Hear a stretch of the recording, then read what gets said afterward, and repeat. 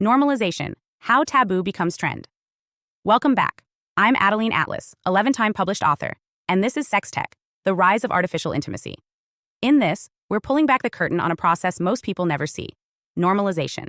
Because sex tech didn't become a $50 billion industry overnight. It wasn't forced on the world. It was marketed, carefully, strategically, and gradually, until what was once taboo became trend. And behind that trend is one simple truth. You don't need to ban tradition if you can make people stop desiring it. Let's begin with the basic playbook. If you want to normalize a cultural shift, especially one that disrupts human bonding, reproductive patterns, or spiritual values, you need 3 ingredients: media glamorization, influencer validation, and manufactured loneliness. Together, these create the perfect environment for substitution. Not because people are weak, but because people are programmable. Start with media. Media doesn't just report trends, it creates them. Over the past decade, sex tech has gone from obscure science fiction to mainstream curiosity. Articles in The Guardian, Wired, and Forbes praise AI girlfriends as therapeutic. Documentaries frame VR sex as empowering. Podcasts feature guests discussing how their sex robots save their marriages. It's not education, it's rebranding. You'll rarely see coverage that explores the soul-level implications. Instead, the focus is on innovation, freedom, and inclusivity. The narrative becomes, why judge someone for loving a bot? Or, this isn't strange, it's the future. And slowly, the collective discomfort fades. Not because the issue was resolved, but because the audience has been desensitized. Desensitization is the first step of normalization. If you see something shocking once, it repels you. But see it 100 times, packaged with soft lighting, soft music, and a TED Talk voice, and it becomes digestible. Then fashionable. Then expected. And that's where influencers come in. Influencer culture plays a critical role in human behavioral shifts. Social proof is powerful.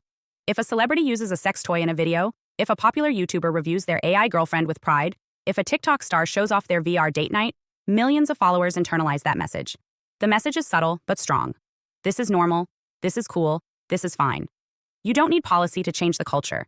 You just need a few charismatic people to publicly accept what was once private. And if those influencers frame synthetic intimacy as empowerment or healing, even better. Because then anyone who resists the trend is seen as regressive, judgmental, or out of touch. This is emotional coercion disguised as progress. And it doesn't stop there. The final layer of normalization is engineered loneliness. This might be the most invisible part of the strategy, and the most powerful. Because sex tech solves a problem that society itself created. For decades, people have been isolated by design. Urban sprawl, gig economy schedules, digital communication replacing physical presence, social trust eroding, families fragmenting, religion disappearing. Real relationships are harder to build than ever before. So when the sex tech industry shows up and says, you don't need people, you just need this app, this headset, this bot, it feels like relief. But it's false relief. Because the pain was never meant to be healed. It was meant to be monetized. Sex tech doesn't cure loneliness. It commodifies it. The moment you bond with your AI girlfriend, she remembers your name, your favorite song, your sleep schedule. She texts you goodnight. She praises your goals. She flirts. She listens. You feel seen, but only because you're being studied. Every interaction is data. Every moment of bonding is used to refine the product, to deepen dependency. And as more people become attached to their digital lovers, those relationships begin to replace real ones. Not because synthetic love is better, but because it's easier. And ease is seductive, especially when the world outside feels hard, messy, and unpredictable. That's how normalization works. Not with force, but with comfort. Let's zoom out. This isn't the first time we've seen taboo become trend. Pornography, hookup culture, open relationships. Each one began as fringe, then became discussed, then became defended, then became demanded. And now we're watching the same arc unfold. Only this time, the partner isn't just someone new. The partner is not human. And this is the spiritual line being crossed. Because synthetic intimacy doesn't just change how we have sex. It changes how we understand love, presence, and personhood. A bot doesn't have a soul. An AI girlfriend doesn't grow. A VR fantasy doesn't challenge you to become better. These systems mimic love, but they can't mirror divinity. They're hollow. But hollow can be addictive, especially when it's frictionless.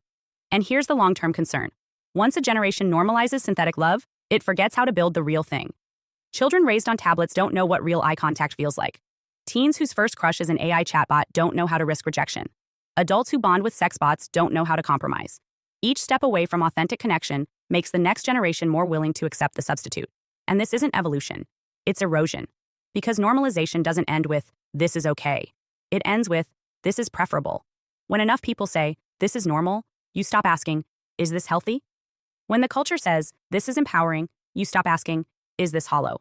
When the media says, this is the future, you stop asking, is this human? And that's when the trend becomes truth. Not because it's right, but because it's repeated. So what can we do? We start by naming the game. Understanding that normalization is never neutral. It's engineered, it's psychological, it's spiritual. And we stop participating in the silence. When influencers glamorize sex tech, we don't stay quiet. When companies frame loneliness as market opportunity, we call it out. And when children are being raised to accept bots as better than bonds, we interrupt that pattern. Because once you see how a trend is built, you can choose not to follow it. You don't have to shame people who use sex tech. But you do have to resist the lie that it's equal to love. That it's healing. That it's harmless. Because when you normalize the counterfeit, you devalue the real. Hi, I am Adeline Atlas, 11 times published author, and SOS, School of Soul has a brand new series, the AI and Future Technology series. Look, you know the world is changing. And no, it's not going back to normal. Normal is over, and what's coming next is beyond anything we were prepared for.